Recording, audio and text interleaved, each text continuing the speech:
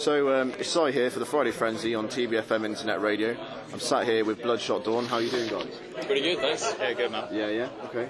So what do you think of Hammerfest? I mean, you've only been here about 20 seconds, it seems. Yeah. The caravans are really nice. Yeah, got a very nice caravan. Yeah. It's very clean. It's not going to be very clean. Maybe That's what we were saying that. We were like, we're going to dirty up the place. Yeah. You Need some breakages or something. I don't know if that widescreen TV is going to Yeah, we found out it's all like privately owned places, so slightly concerned for the people who actually own the place. It's a bit of an improvement now. I went to the last one and the one before.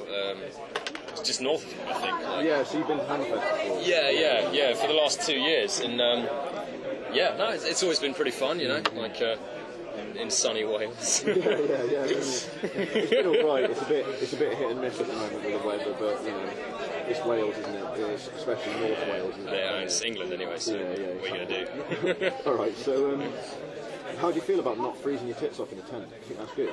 Do you like the chalet idea? To be honest, especially with the kind of weather you get around here, it is quite nice, but there's something about waking up in a tent with the ridiculous sun being down on you or freezing coldness, Hot noodle on your face. Which just kind of makes a festival almost, but it's not really the same waking up in a bed, you know, with a duvet. It's a bit strange. Yeah, it is it's a little bit weird. It's good though. Yeah. And you can make fry-ups here, so I mean, there's plus sides to each one.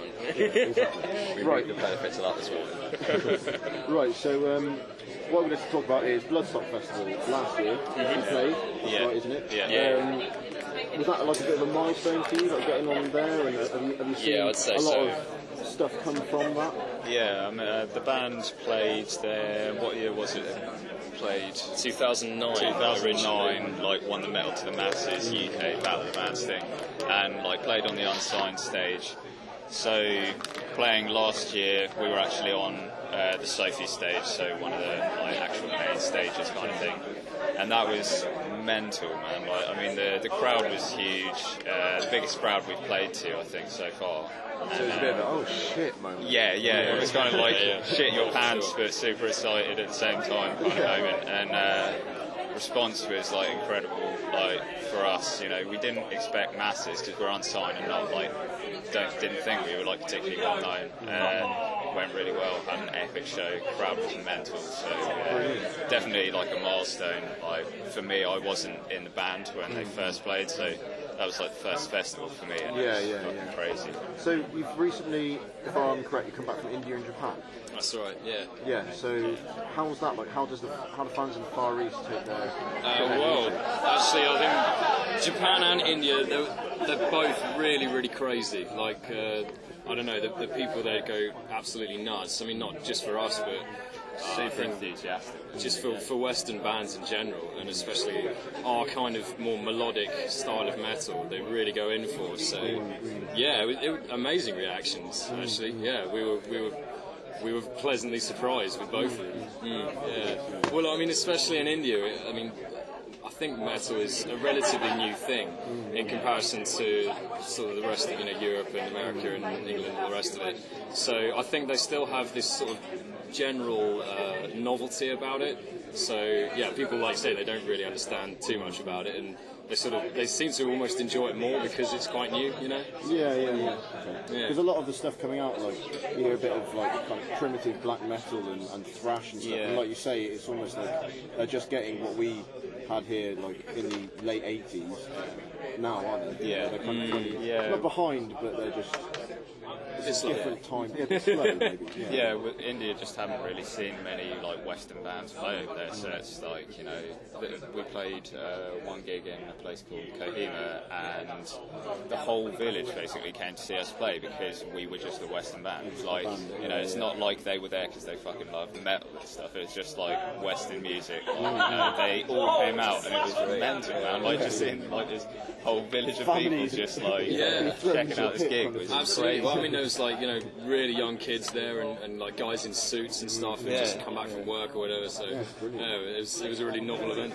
So a different world, really. Totally. But still as good. Absolutely. Brilliant. Yeah, we had a blast. So what's the best place in the UK for you to play? Like where are you treated the best, you get on with everyone, and you know it's just a nice environment. You look forward to doing it. There's a bunch of places in the UK. You shouldn't have to think this hard. Yeah, I know. I mean, London is good for us. We play there quite a lot, so London's pretty good for us now. And we usually play like with some pretty cool bands there.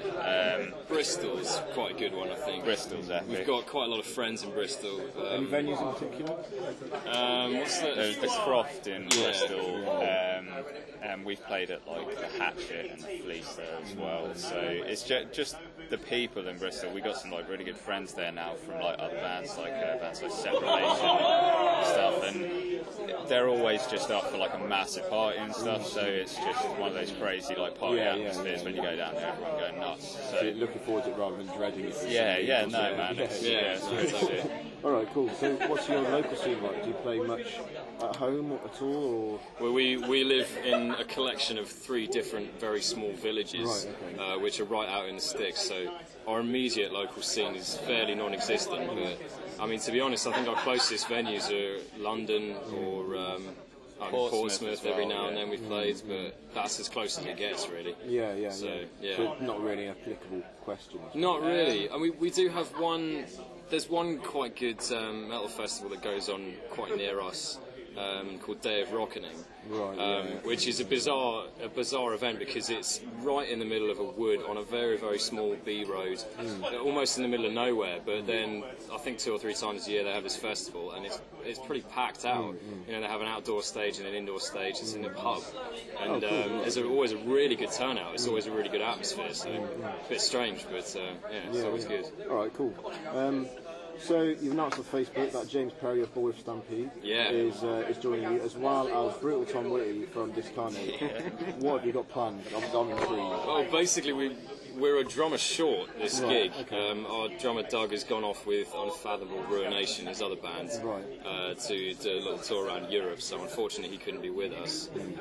Hence why James from Bullriff is coming to help us out tonight with the drums. But also because Doug does a lot of the vocal parts now, we decided it would be quite fun to get some friends up on stage and get them to do some of the vocal parts. Although I got to say, Ben is doing a pretty good job of trying to fill in as much as possible. We'll see how it goes tonight. I'm like shitting my pants on stage. But yeah, we've toured with Discarnate a couple of times and quite good mates with him. So yeah, we're looking forward to it. It's a Bloodshot tournament friends tonight, so it's going to be cool. It's a tournament and co. Yeah. So you guys are pretty good at Facebook promotion. So do you have, I mean, compared to a lot of bands, so like, do you have any tips for bands that want to... Regular updates, I think, is a good one. Like we when we're really on it, we usually release little video clips of. It doesn't have to be particularly much, but like stuff we do in the studio, pre-production stuff on tour. Not only is it fun for us to do, but like our fans seem to like it quite a lot as well. And it just kind of makes it a bit more personal and keeps people interested and things like that. The whole social media thing's like massive now, so Facebook and Twitter and all that just lets fans like know what you guys are like as people as well. So you just put random. But they put in a lot of restrictions recently, as you must have seen, like on pages where you're only seeing 10% of your audience and stuff. Is it Facebook getting a bit stale? I'm not quite sure like what the deal is with that, because you see people posting, all these like share this status, like Facebook's, denying you like your whole audience, and then some people say it's bullshit, and I'm pretty sure they have cut it down a bit and stuff. I guess the only way you can really fight that on Facebook, like outside of paying for advertising, which small unsigned bands can't really afford to do very much of, is trying to make your content more interesting so that other people share it, and don't be worried about asking fans to share it, because it doesn't look like begging or anything. It's just like, if you like it, just share it and stuff. And okay, so excellent. So who are you going to see at Hammerfest yourselves? To be honest, we're so poor that we're not actually staying for the whole festival. Unfortunately, I mean, me and Ben particularly have got quite a lot going on at the moment. We both work, and we need to be getting ready for. We've got quite a lot of tours coming up, so unfortunately, we're not going to be able to stay for the whole thing. But we will be staying tonight. So, no one in particular, to be honest. I mean, we'll definitely be hanging around the main stage and the second stage, and just like see what's going on. Well, what about outside of Hammerfest? Is there any tickets that you've booked 6 months in advance and you're like, yeah, that's how I want to go? Oh, like any upcoming gigs and stuff like that. Yeah, still really poor, unfortunately. Yeah. There's some gigs that I really wanted to go to, but I'm probably not going to have any. It's Devin Townsend and Meshuggah and Periphery are playing. And Jesus, you bastards! Give me your ticket. Yeah, man. Like, to be honest, if I can scrape pennies together, I would try and hit that gig up, man. Because I just fucking love Devin Townsend and Meshuggah and Periphery, so perfect gig for me. Like, it's fairly expensive, but 3 sick bands, so I'd kill to go to that. Alright, cool. I mean, if we can, we've got a couple of festival slots in Europe coming up. We're playing Metal Days in July, and also Burning Sea in Croatia the next month after that.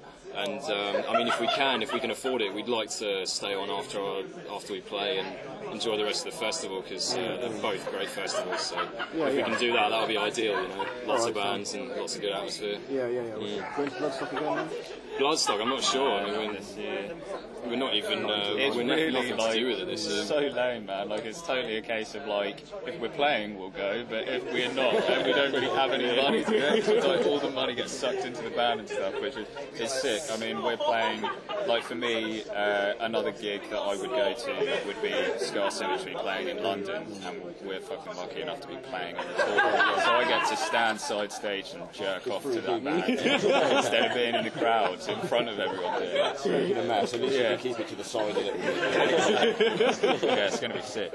Alright, so, well, thanks for chatting to us. Do you want to introduce one of your songs?